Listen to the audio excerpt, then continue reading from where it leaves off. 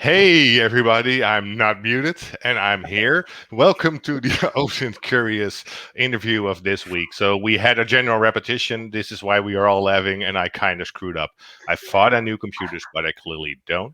But enough about me screwing up. A warm welcome to Justin Seitz, our guest of this week's interview. Longtime friend of mine, but also the owner and co-founder of Dark River Systems Incorporated, Canadian security company. Justin is well respected within the cyber community, the OSINT community. Most of you will probably know him because he developed Hunchly, where we all heavily rely upon. Recently re-released a new Python course with a good friend, and also the offer of two awesome Python coding books. So basically a pretty impressive rep sheet. Justin, welcome to have you on. Thanks so much, man. It's good to see all of you again. And of course, all of those pre-bloopers I hope were recorded, but they weren't because Micah also didn't hit the record button. Nope, did not hit it.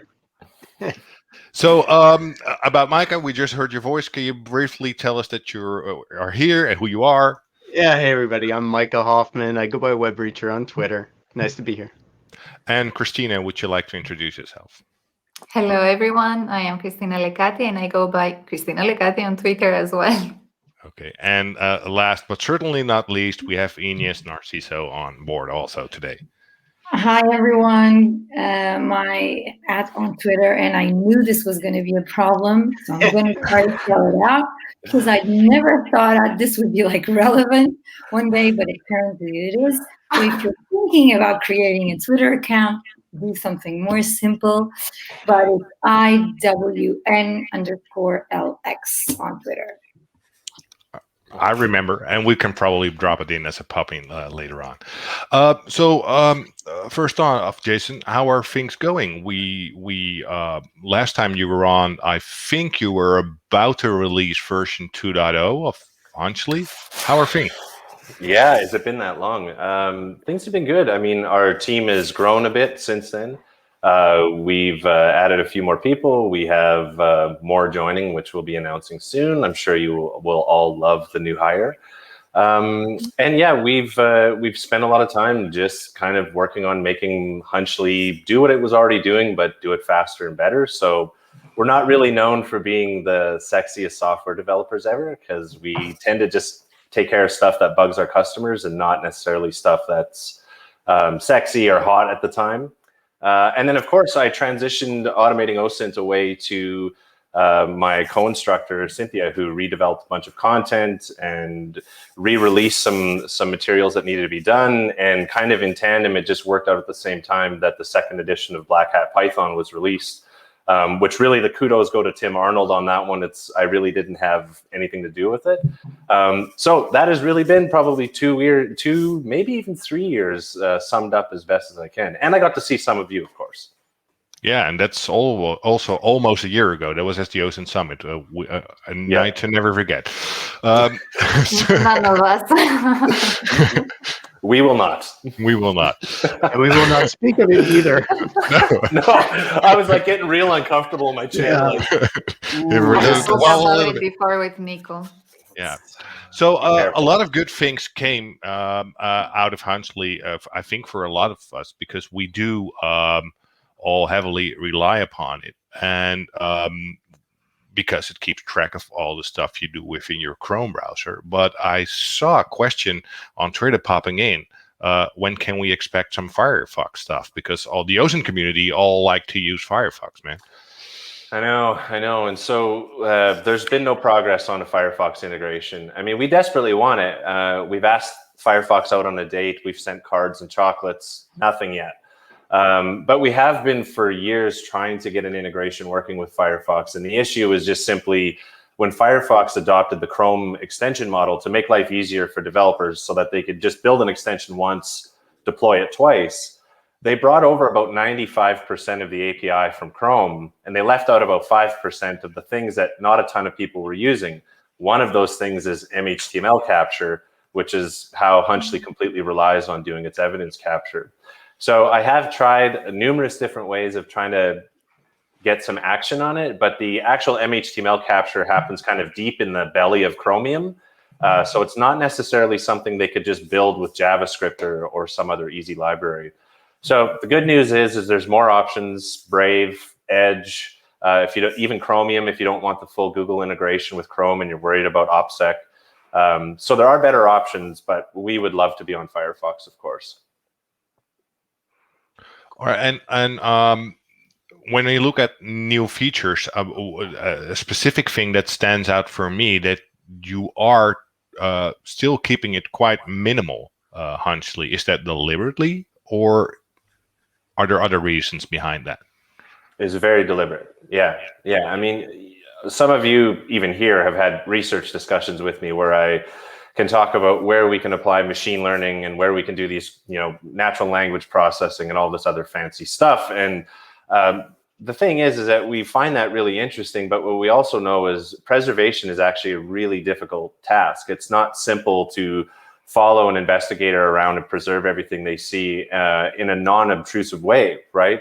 So what we found is that particularly Phil is the one responsible for really making sure we did this right, was that as I was kind of coming up with research ideas, Phil would constantly push back and say, look, though, like things are slow here in this part of the product, or our customers are actually asking for this. And so he actually helped me, even as a new hire. He was transformative to the product because he really brought this pragmatic approach to things. And Hunchly would look a lot different if it wasn't for him. I actually have very little to do with why it's built like this now.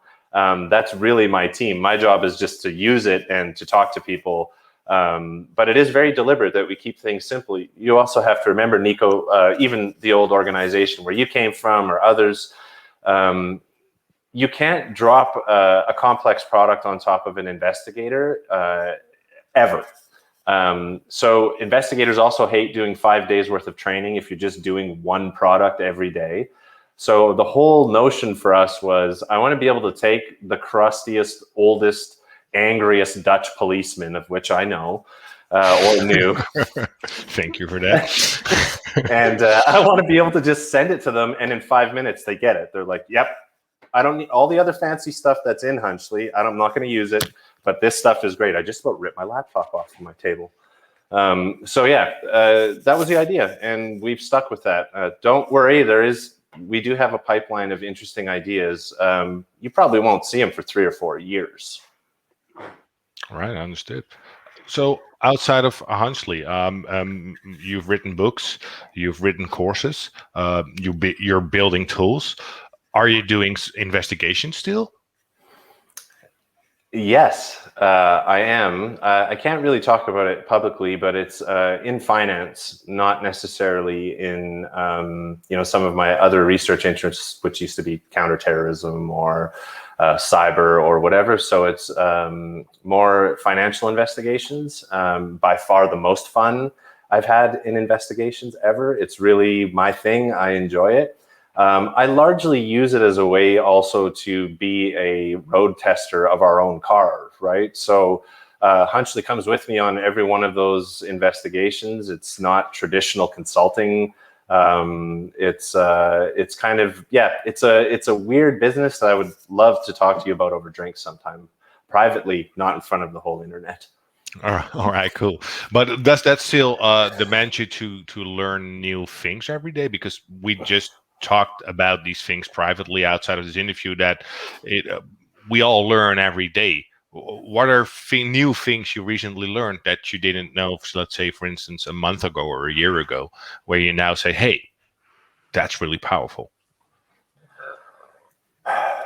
That's a really good question. The funny thing is that the investigations that I'm doing are just leveraging my skill set that I built through years of hacking and OSINT in a totally weird and different way.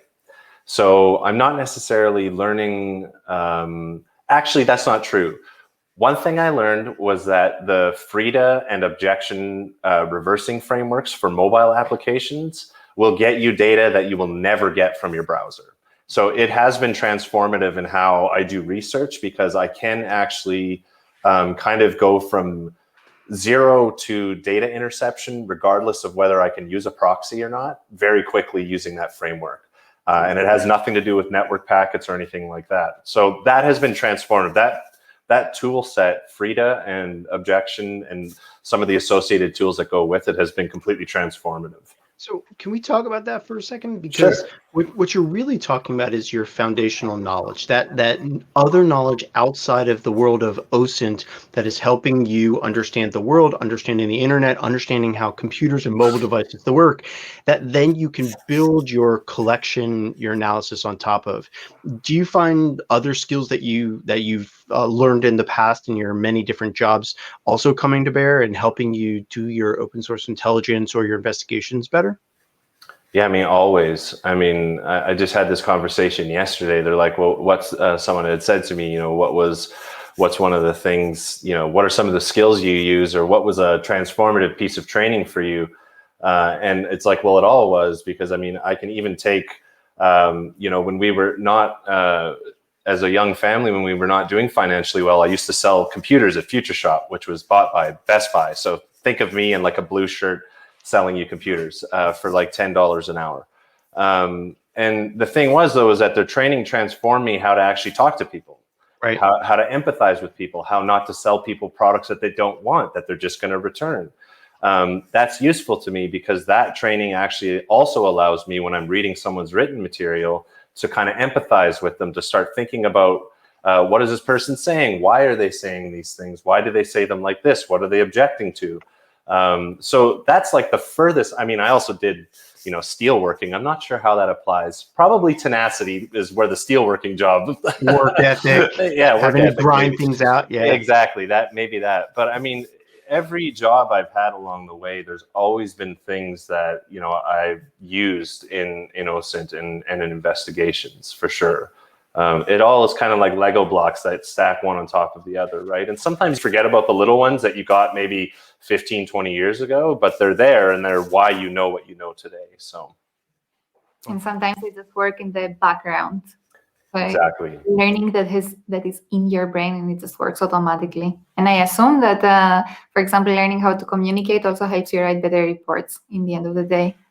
Absolutely. Yeah. And my writing really improved actually as a penetration tester, not in any other role that I had. Even though I used to have to write a lot of documentation and other stuff, it was when I had to take an exploit and actually convert that into an executive summary that someone at the C-suite could understand what it meant, but further down in the document, a developer and security person could see what the technical details were. So definitely, I mean, you can't tell, I've learned a lot about writing based on my Twitter posts, but certainly it did help. At least we all enjoy your morning coffees, right? Hey, that's good. Yeah. It's still going, Yeah. man. Yeah. So why did you start that? I mean, let's talk about that. Every day you tweet out, every day for the past how many weeks you've been tweeting out good morning and Sips coffee. Sip coffee. Yeah. Yeah. I guess it was a couple of things. I used to have a really good friend that I would send that greeting to every morning. And I guess it just became habit. And it also made me feel like in my I come from a very small town. Hello, Neilburg, Saskatchewan. And I'm very proud of coming from a small town because we're friendly people. But every small town has a gas station or a restaurant where all of the farmers, all the people who work locally, they meet for coffee row. People call it different things, but it's a big thing here in Saskatchewan. That's where all the world's problems are solved. So I kind of felt like I was able to send a morning greeting to maybe friends that I haven't talked to in a while every morning who might stumble across my Twitter someday. But also I think it's kind of nice to just feel like there's people around who are, waking up. And we've had a shitty year. We had a really difficult year, and it kind of, once I started doing it, and then all of a sudden the same people every morning were responding or liking, I'm like, I should probably keep doing this. It doesn't take a lot of energy, and I do it the first thing when I get up. So no matter how crappy the day is going to be after that point, at least it's kind of like, we had coffee, the rest of this sucks. Let's get on with the day, right? Cool. So yeah, that was the idea. Yeah, and it's getting some cool traction, or at least you're It was setting a trend here. It was not intentional. There was no plan for it to be a big thing, and at all. It was just more of a personal thing that went into the outside. And it's a But great the sign of background life. story, yeah, the background story is terribly sweet. Yeah. There you go. Well, it's also a great sign of life too, because if there's one day when we don't see that, we are all reaching out to Claire and saying, "Hey, wake Justin up." Yeah, right. And I'm sure there are days where I missed it. So you could probably go back and pinpoint a couple of days where you could go, All right. I wonder what was going on there. So an yeah, CTF there. but I now am much more conscious about not missing days. So that's why I do it right away in the morning. Cool. Well, I think a lot of people do appreciate that. Oh, cool. Well, cheers. So before we started today's interview, this is recorded. When people will listen to it, we will probably be some weeks from now when we recorded it. But on Twitter, we asked our fan base, basically, do you have questions for Justin? And a person named Hani Sharduk said, hey, any advice for beginners that are trying to keep track of their learning process? Also, any good ways of managing time? So what's your advice, Justin?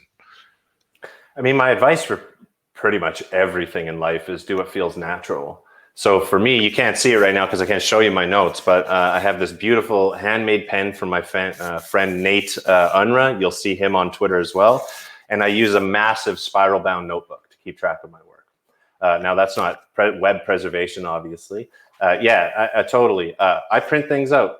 I highlight things with actual highlighters. I'm a bit old school. You can see it. You can see it in the gray beard, maybe. You're right. All exactly. Preach. Right. Exactly. So for me, it's about what's doing natural. I've tried Evernote. I've tried Keep. I've tried like all these different ways, to-do lists and apps and all of this stuff, and it's just not as natural. And I don't like breaking out of that kind of that mindset where you're in the work and you're using a tool that just doesn't feel natural. So spiral bound notebook and a pen. All of these experts on this call, I'm not an expert, but the rest of them are, they all use it. So start there. What was the second half of the question? It vanished. Oh, go ahead. There is actually some science behind it, and sorry for cutting you off. No. The reason why handwriting is always better than typing is because it helps you process what you write much better in your head, and the information also sticks much better in your head, and you remember it afterwards. There is plenty of research again on that, and maybe that's why we are all so much fond of this method. Cool. No, yeah. And I think that's also why they say like journaling is therapeutic, right? Because it helps your brain. There's a direct connection between handwriting and your brain kind of kicking off that excess. So cool. Thanks, Christina. When you're doing investigation, don't you guys feel that if you have it like on a wall, because I always feel like I'm this crazy person that shows up on the movies because I have this. Do you use the string in it? Do you use the You string? do it? No, I don't use the string. I just. We all see that meme right now. Eh? That's what I'm picturing. Yeah. Because it's just different. I mean, you can put it on like some sort of tool where you see it online or like on your computer, but I don't know. I just feel like your brain just works better if you're looking at it like printed on paper, but probably because of what Christina was saying. So I use it not only as like notebook or tasks, but even to visualize like large amounts of data. I rather see it like in a board written by me than actually to put it on some software. Yeah. Yep. Totally. And the second part. The second part was basically him asking, or her, I'm not absolutely sure that if it's a him or her, but Hani Sharduk on Twitter asked, any good ways of managing time? Okay, so that's a good one because I'm a ninja at this one. No, there is no good way of managing time. Ultimately, you have to do the same thing where you have to do what's natural. I've done the Pomodoro techniques. I've done, all of it. I've tried all of it. Ultimately, it's really about what do you need to get done that day? What stuff is the toughest stuff to get done? And then plug those tasks into your highest energy points in the day. So like I get up super early. So I'm up between 4 and 5:30 every day on a natural alarm clock. So by 6 or 7, my brain's like in full gear. So if I need something that I need to get done, I plug stuff in there, and then maybe 10 o'clock, and then nothing from like 12 till 4, because my brain just nosedives. I often work out at noon, so I'm tired afterwards. But then from 4 to 5, I get that spike of, holy shit, I got so much stuff I got to get done. And that's a great time for me to punch through a bunch of stuff or to deal with something complex for an hour. But again, it's what I'm really telling you is just do what feels natural. And if you notice that like you're super active at 1 o'clock in the afternoon, don't schedule, don't necessarily schedule your workout then or schedule your fun time then. If your energy's up, schedule something complex and then manage your energy after that. And that might not work for you. But no, I'm sorry. I'm not much of a Tim Ferriss type where it's like, here's the book and you can just figure out how to run your life. That doesn't work, Any other one here on board who will have some things that say, hey, this worked for me? Exactly. And for me, it's just do what feels natural. That's it. And if you feel like every day you're like, I'm not getting anything done and I have no energy, there might be a mental health issue or something else. Talk to a doctor. There are always, nobody should go through an entire day not figuring out what to do or whatever. And often if that's a repeated pattern, that's not just being sick or whatever, you might have something else. You need to talk to somebody. So I've pictured in the last year since the quarantines and all those isolated type of conditions have been placed upon us, that my work day is totally shifted. I too am getting up like early and then pounding through a whole bunch of stuff while the coffee's flowing through my veins. Then that downtime after lunch, and then same thing at, like you said, like 3:30, 4 o'clock. I'm like, oh wow, I could do this. But I think your message to know thyself, figure out what works for you, both how you record it, how you manage your time, that's an important kind of objective look that you need to do for yourself, because there's no prescriptive way of doing it for everybody. No, and I'm not saying don't read those books, right? I'm not saying, because I have a bookshelf where I've read tons of books on time management, happiness, all of that stuff. But the trick is like plucking things, little bits and pieces, much like I talked about from my years of working, is like figuring out little pieces that you can use or little techniques. And it does, like if you're serious about it, it does require some investment and some reading to try to figure out the different techniques that'll work. Mm-hmm. Yeah, but also what I'm, for instance, noticing when I was in a day job at the government, my days were sort of planned for me, which did not have me feel that urge when my day job time shift was over to still put in some extra work. I would do it because I was curious by nature, and most of my time learning was after office hours. But I'm noticing now, since I'm running my own company, that I often need to push the brake, because I'm a person who will never stop working unless someone says, hey, Nico, you have a family too, or you need to take some time off. Do you notice same things? I mean, not as much. I am, it took me a while to figure it out, but I'm more of a balanced person now. So I try not to work too much. I try not to work out too much. I try not to smoke too much. I don't really drink. I don't try to do too much of anything unless there's a good reason, like going to a conference and not sleeping right and not eating right and drinking too much and having fun for a few days. So hypothetically, of course, hypothetically, as long as there's no proof. Yeah. Yeah. So, I mean, but that's the thing. Now, the difference is, Nico, is like when you look at when I started Dark River Systems with Claire, like I had to work hard, because when you come out of the gate, everybody's like, I had an advantage because I didn't have to work in a job that was secretive like yours. So I had a bit of a profile. I had people I knew. I could kind of get a running head start. But again, I had to put in quite long hours to start because I was starting a company and I had to maintain a contract to kind of keep the revenue basically matched to about 85 or 90% of my previous salary, because I have 5 children, right? And 2 houses, split family, all that stuff. So you can't take big risks, when you're managing a family, and you know this as well. So, but now I actually don't work that many hours, but much like I was talking about previously, when I'm working, it's like, it's just work. You're in right? the zone. That's More it. quality. Yeah, and I've learned that if I can spend an hour in the morning DJing and I can put in 6 to 8 in a day hours of actual solid, decent work, and I can get time with my kids and my wife at the end of the day, that I can actually produce that intense level of work over a much longer period of time, right? So I can actually produce much more than the average person who's working 10 or 12 hours a day constantly, because I don't make it a focus. So it's not a painful thing for me to think about work every day. I genuinely love what I do, and genuinely love the people that I interact with every day and all of that, but it can be addictive. And it doesn't mean that there isn't project time where I have, like in May of 2020, I pulled 3 weeks of 18-hour days without a day off, nonstop. So it had to be done. It was something that was time sensitive and very important, but it was grueling. And sometimes you got to do it, but that's not something to be done over a long period of time.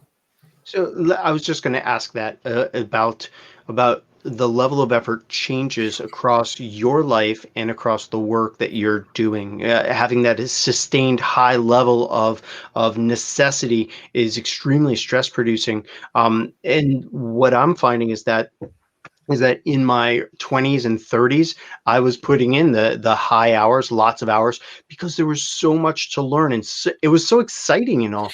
And now I'm figuring out that having those activities and those hobbies totally outside of OSINT, cyber, computers, Python, all of that is so very important, not only to mental health, but to bring some of that into the other work that I have. It kind of complements it by refreshing my brain. Same thing for you, or different? Yeah, absolutely. And like, I think the other thing too is that, like, having a bunch of hobbies, and like Nico and I are like music nuts, right? But the interesting thing is that, like, your brain it needs to be exercised, much like your body, right? If you just do bicep curls all day long, you'll be imbalanced, right? So much the same way, your brain has neural pathways that get worn effectively. And so the idea is that the more ways that you kind of exercise your brain, the more neural pathways there are. So all of these things, DJing and all of this other stuff that we do, maybe you have other activities or other hobbies, or you knit, or you do something that requires fine motor skills, or whatever it is. It all contributes to how well your brain as an overall machine kind of functions. And so that's why, like, for me, I just do stuff that I enjoy. And when I no longer enjoy it, I stop doing it. That's it. It's not like rocket science. If I had to force myself to stand in front of the DJ decks, I wouldn't do it. And some days I do. I walk up to them, I plug my laptop in, I put my headphones on. I'm like, I don't feel like doing this, and unplug, because I never want to have a negative experience with that, right? It's like, it should be a pleasure-giving thing, not something that requires effort. So, yeah, and of course, the effect of this overflows on every area. So you're able to exercise your brain, therefore your thinking becomes better because you create a diversity of neural pathways. Therefore, you are able to think from different angles eventually, because you're not tuned to one way of processing information or anything. And of course, being balanced and happy also maintains a better quality in your work and family, I assume. Christina knows so much about the brain, it's frightening. I don't know how. Yeah. So I have a totally different. Well, it's not a question.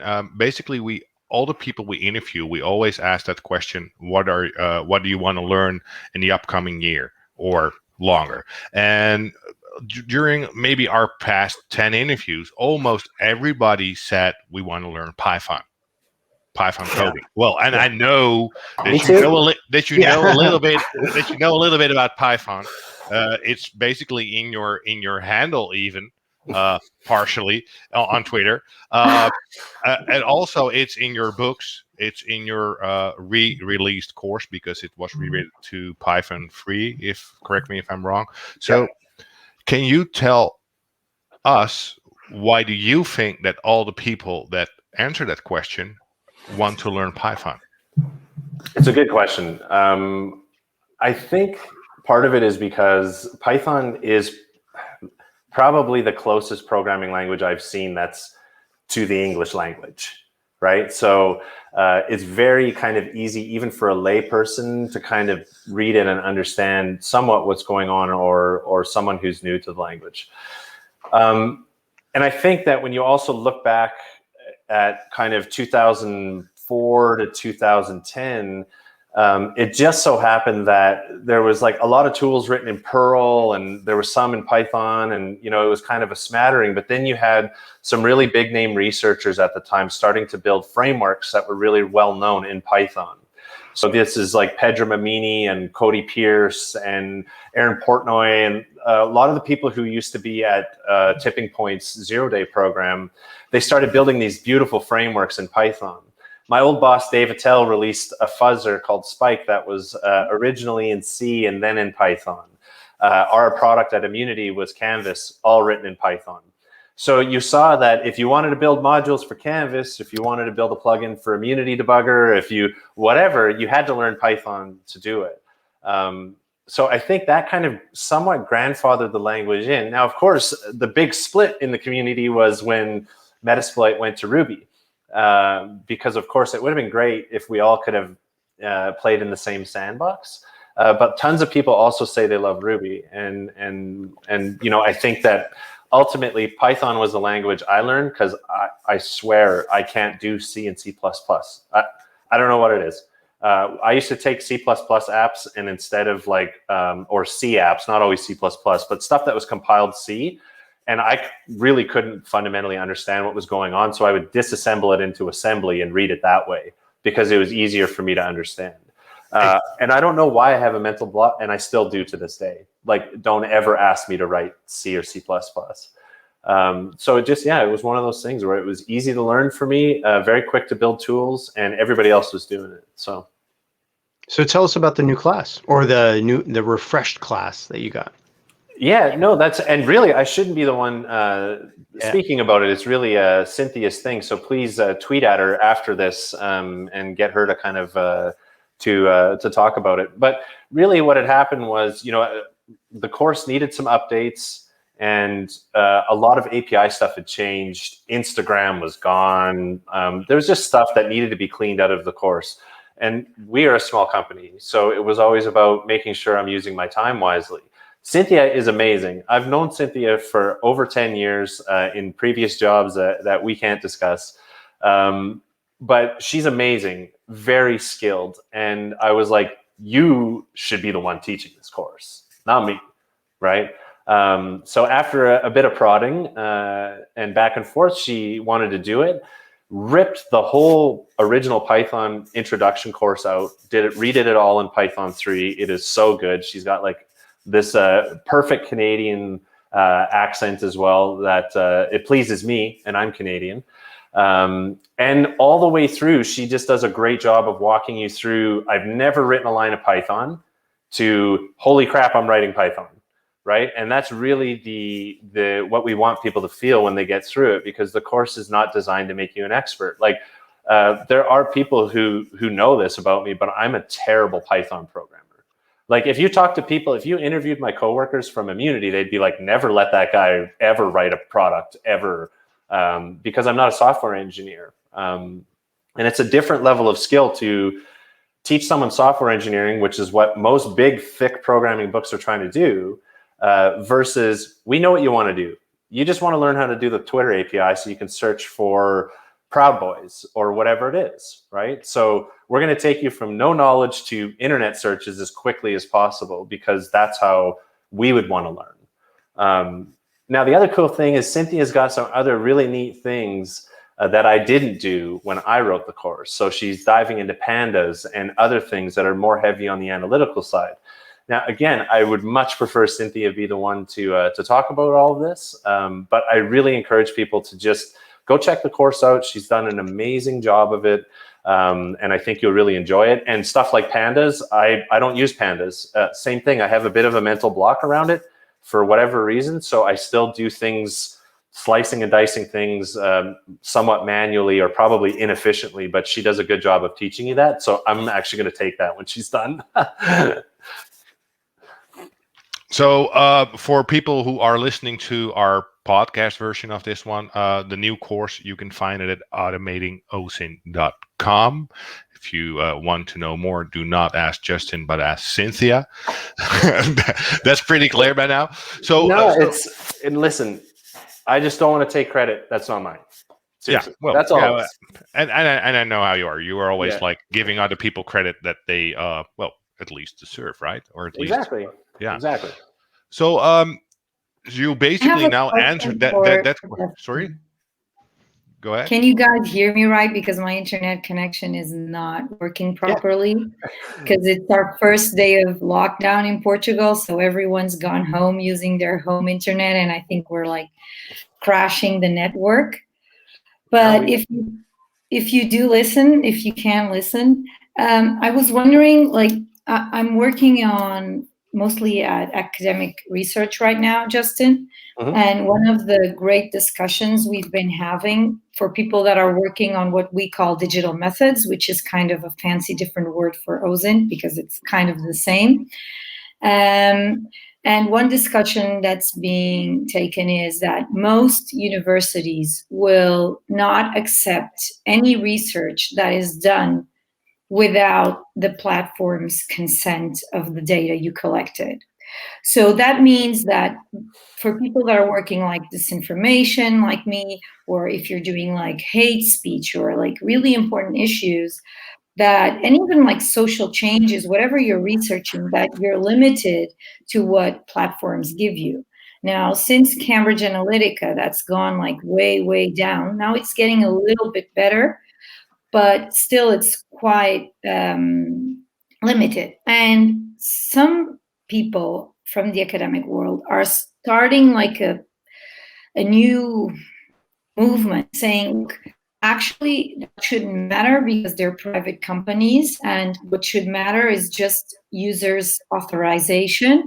And if you have that authorization, either because it's public information, like on Twitter, for example, if you tweet something, you know it's public, or even if it's on other platforms, if you have their implicit knowledge that it's public and you can use it, and as long as you anonymize the data, that shouldn't be a problem. So I was wondering, what's your take on that, and what can like academics do to use like certain tools like the ones that like Automate OSINT, basically, that have been kind of neglected by academics, even though they could be so useful because of all this like ethical discussions. Yeah, I mean, I think we live in an interesting time, right? Just simply because I think that there's not going to be a silver bullet in terms of legislation or policy that's going to say, in all cases, this is how we have to use data in research in general. I think it's interesting that it's like, getting platform consent and a lot of those other things. I completely understand if you are doing research that involves demographics that could be very specific. So things like even sexual preferences, gender, those types of things, because naturally those are data points that can be identifying. And I mean, in some cases, those data points can actually be a threat to life if you're in the wrong country. So it does become important that the data that you're studying is anonymized or has consent and a bunch of other things. And I mean, I think most well-respected academic institutions operate like that. That being said, I sit on a board for the International Criminal Court and also work with Berkeley's human rights team. And the other side of that coin is that there's also the problem where academic researchers, people who are investigating hate crimes, war crimes, which is what the ICC does, we're running into this issue where you want platforms to remove stuff, but you still want to have access to it so that you can study it. And the problem is when we're looking at kind of these global or blanket policies when it comes to these situations, is that a blanket policy means it's going to affect all of these things. And that very same data, whether it's a video or a piece of analytics, when it's viewed from the side of a 14-year-old kid who's never seen, what it looks like when a white supremacist group rolls into a town, or you're an academic researcher, it's the same video. Right. So what we need to talk about is how do we make sure that the wrong eyes aren't looking at it and the right eyes are, and that everything is preserved. consent is one of those things that I think is a thorny problem in OSINT. It really comes down to what's legal is not always right, and we know that. And again, it's one of those things where I might not be the best person to judge on that, because I typically am not overly aggressive when I have to collect information, because I definitely wouldn't want people doing that to me.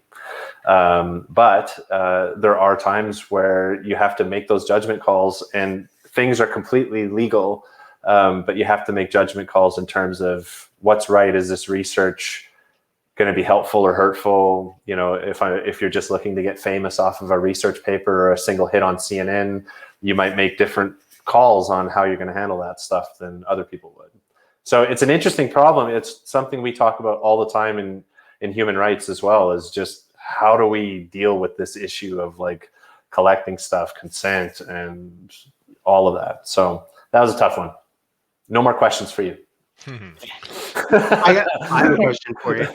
So, Justin, what is something that you wish you could change or fix in the OSINT world, in the OSINT community, with a magic tool that you wouldn't have to create? But what is a gap that you've identified in your decades worth of experience that you would love to have it solved? Are we talking about like an investigative problem, or are we talking about a community problem? It could be either or both. Your choice. Totally open. All right, we'll go with both. So on the technical side, I mean, I'm still, if I had a magic wand, I'm still looking for that magic platform that fuses everything together. It does not cost 7 figures a year to access. You know, I still dream of this day. I know there are Canadian companies actually that are working on some really cool big data stuff. So there are people out there who they're getting there, but it's, yeah, I'm still like, so I want somebody to come up with like that beautiful one search box that just gives you all the answers. And it's not Google, you know, it's, you know what I mean? Yeah. The other thing, I think, community-wise, if I could wave a wand today and completely make something disappear in the OSINT cyber community, definitely it's the bullshit reply guy, I'm smarter than you thing. I think I've said this on other podcasts. I'm tired of it. I'm tired of seeing female researchers being knocked down. I'm tired of people who might not be living traditional lives who get targeted. It has nothing to do with their technical skill. I'm hopeful that like maybe after all of this stuff from 2020 thaws, and it's not so common to just be an asshole online, that will stop. I have started personally calling out reply guys in a very friendly, non-aggressive way in my own threads. I encourage all of my male colleagues and female colleagues not to repost stuff that people say that is awful, address them like adults, make them look stupid, and move on. And they delete their tweets, right? So it's a big deal to me because I know a lot of female researchers in particular who have gotten crushed by this stuff. And a lot of female researchers who probably would have gotten further in their career if this stuff didn't happen to them every day. So I really hope that that's a problem that's going to be solved this year. And I'm going to be more of an asshole online about it, for sure. As I think we all should. Yeah, we should. Absolutely. It's just muting. Listen, muting people is not actually helping solve the problem. Right? No. Yeah. If you just ignore it, if you're just going to ignore it, or you're just going to hit mute on somebody, you're not helping anybody, you know, and I will never accept that as you taking enough action to stand up for your colleagues. Yeah, you practically say, don't stay an observer, and when you see something that is not right, say something. Just say, and lots of times people, they just don't know. You know, I get you know, they just don't realize like, oh my God, I look like such an ass, right? But the difference is that I'm white, I'm straight, and I'm a male. So I don't have a lot of the traditional things that are built in, the systemic things to deal with, right? So I don't get nearly as much shit as other people do online who get targeted for a whole bunch of other reasons. So I think it's also important for people who maybe have the advantages that are built in. We should really be making sure that we're using them in the right ways. That's it. And I am not a perfect person, and you guys all who know me here know that. I'm not saying anything. So, None of us is a perfect person.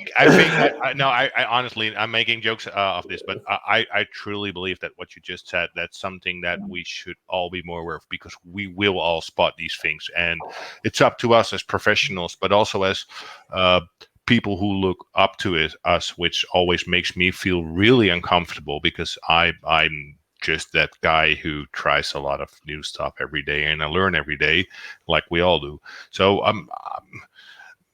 I even think that this last question and this last answer of you should be the last answer of this interview, because I think this is probably the best answer to close off this interview. So, Perfect. Assholes shut up, and people stand up to assholes, and has all ins when there are women. Go do it. Yep. All right. So, any last questions? Any last things you want to say, people? Christina? Hey. Ines? Micah? No? Thanks for being here, Justin. It was good to spend an hour with you, man. Thank you. Anytime. I will come hang out with you guys anytime. We will do this much more frequently, I think. Thank you. Awesome. Cool. Hey, thank you, everybody. And of course, one thing that we need to say, we need to stay OSINT OSINT curious. Yay. Bye. What are we supposed to